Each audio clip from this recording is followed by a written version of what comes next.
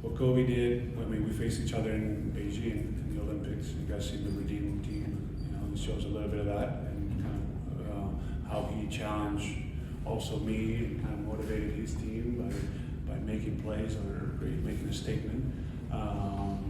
You know, it worked for them. But then what he did is, when I had the first day of training camp, put that gold medal in my chair in the locker room the first day, and I see it and I look at him and he's giggling, right?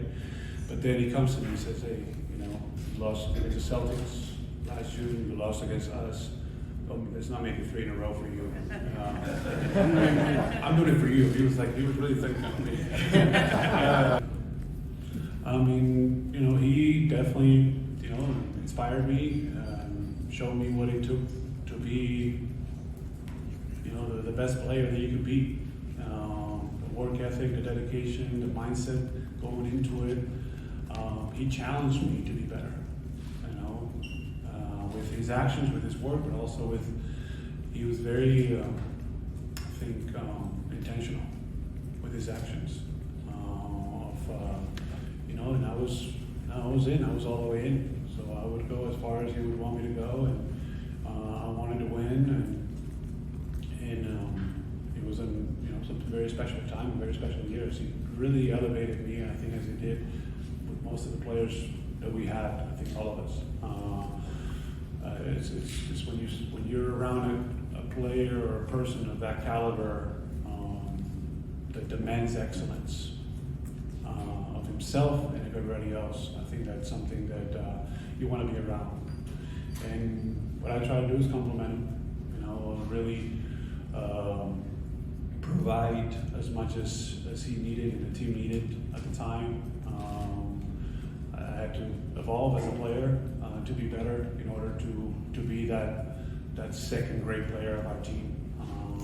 And you know, and I put my mind and effort and heart into it to do that.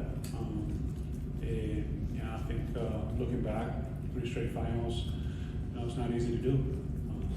So I try to compliment him. I try to reconnect it at an intellectual level too. I try to catch the passes that he would throw my way and make plays on both ends.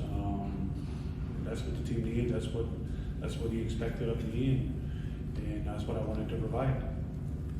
When the trade happened, he realized that was the opportunity, you know, of me joining the team. And I think sometimes it's up to you to make decisions, situations work, and you're gonna try to make the best out of that, right? And so when I joined the team, it's like, hey, this is the opportunity. You can take us and help us get to the next level, the level that he wanted to be, and win championships. And once, you know, started playing and win games, and we went from 6th place to 1st place, and within months of my arrival, it's like that's what he needed, that's what he wanted badly.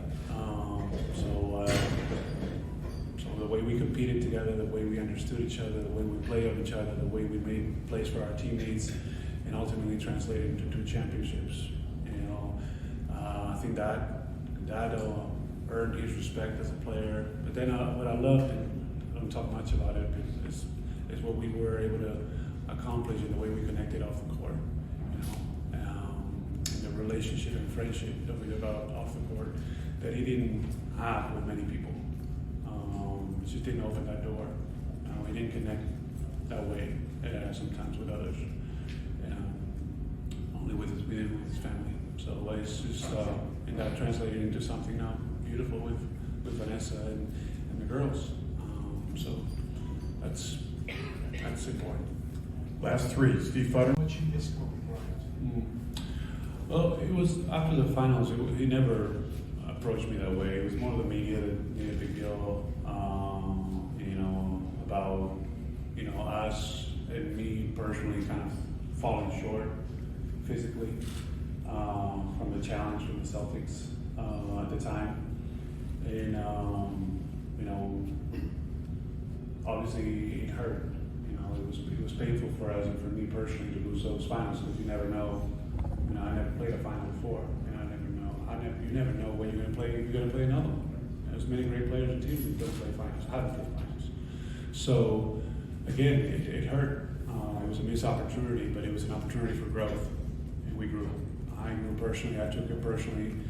What Kobe did, I mean, we faced each other in Beijing in the Olympics. You guys see the Redeem team. You know, it shows a little bit of that, and kind of how he challenged also me and kind of motivated his team by making plays or making a statement. You know, it worked for them. But then what he did is, when I had the first day of training camp, put that gold medal in my chair, in the locker room the first day, and he's like, and I see it and I look at him, and he's giggling, right? But then he comes to me and says, hey, you know, you lost against the Celtics last June, you lost against us. Let's not make it 3 in a row for you. I'm doing it for you. He was really thinking of me. You know, so he was like, all right. I mean, I was already ready to go and committed to, you know, get stronger and you know, take a step forward in my play because that's what it required in order to dominate and be the best out there. So, but you know, he had those. He wanted to make sure that I knew that where he stood and how much he wanted it, and so we were on the same page and we were on a mission. That year we, you know, we played great, and I think we dominated from beginning to end. We had some matchups, we had some challenges along the way. And that's what the playoffs also are about, to make you grow, make you be prepared for the next series. So, you know, that's what it did. Last one in English. Yeah, I miss him a lot. I miss him a lot. But you know, there's nothing I can do about that, right? But to love his family. That's how I deal with it. Last one.